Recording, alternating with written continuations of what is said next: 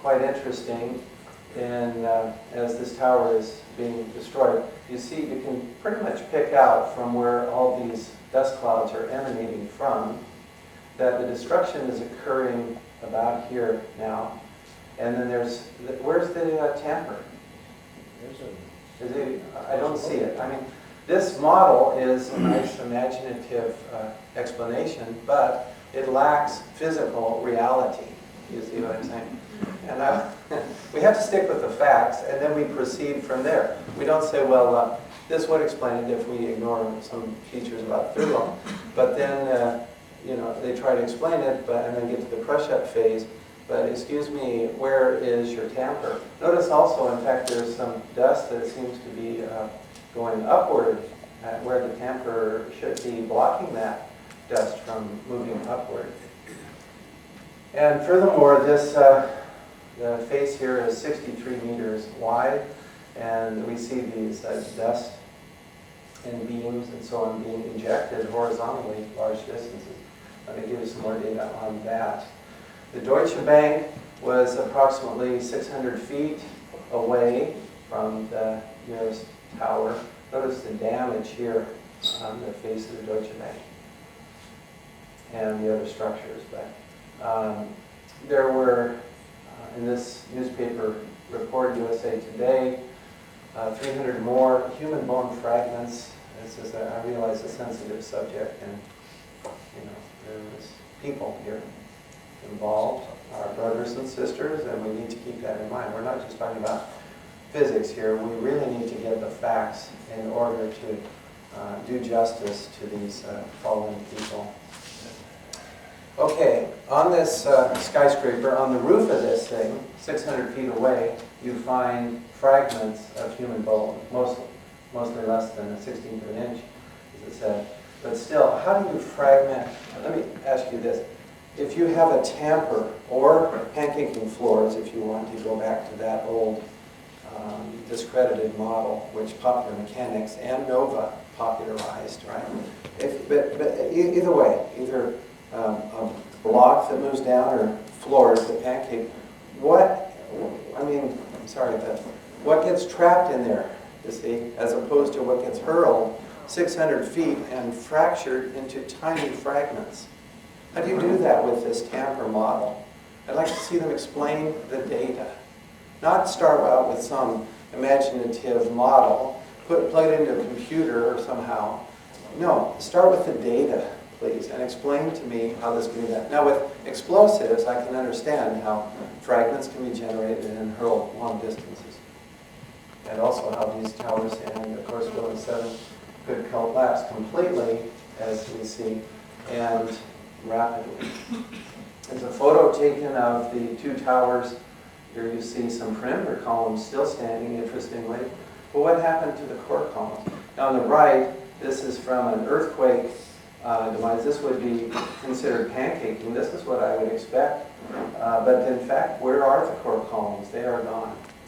Now let me give you a rather crude example. See, this is the problem I have. The core columns, this enormous interconnected core column that was designed to give with the wind and absorb hurricane force winds and so on. They're gone for both towers. Gone. How do you do that without explosives? I do not know how. Now, if I, at night, okay, example, it's a little crude, but if you drop your pants, your legs are still there. You see what I'm saying? Okay. You see what I'm saying? Okay. Where's the core columns? All right. Now, let me tell you something. I'm just going to interject this because I think Mark asked me to discuss this briefly. Now we've finished the towers and we're moving on to the next subject. But I want to have a brief interlude. And that is some rather threatening remarks that I received from a fellow. And if you're here tonight, Martin, please introduce yourself. That would be interesting to us all. I've never met him. But he sent emails to me and to administrators at the university where I was had continuing status, which is the equivalent of tenure. And then here's what he said to myself and others quoting from several emails then. The first of which came about, it was about 2 or 3 days after my paper first came up on the internet, which would be early November of 2005, right in there. And immediately I'm getting these emails.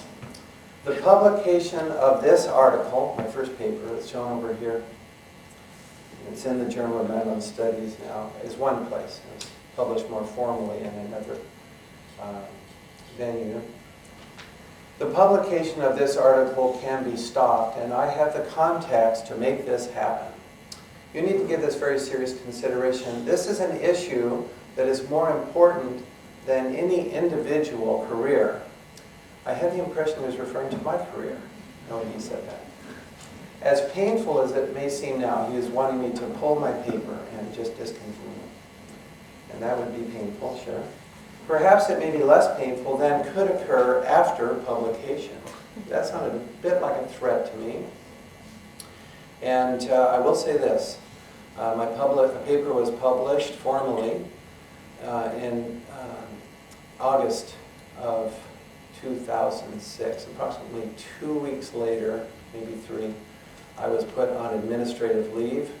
I don't really know fully why. And shortly thereafter, encouraged to accept early retirement. That's probably all I want to say about that. Painful. It was painful, of course. The administrative leave was very much a shock to me. I have learned, he wrote, long before that, to appreciate the value of silence, even in the case of superior data and information. You see, I discussed with him, he asked some questions, I answered them. He said, look, it doesn't really matter. Silence is what we want from you, or you will lose your career. He made good. And he bragged to a student who wrote to him, Utah Valley University student, found this guy, emailed him, and this fellow, Martin, responded and said that he was responsible, he claimed he was individually responsible for my being dismissed in that way from BYU. And furthermore, he claimed these government contacts and all. I don't know, really, because I don't know what went on behind the scenes. But look, this information, there is an effort to suppress it. Can I make that clear?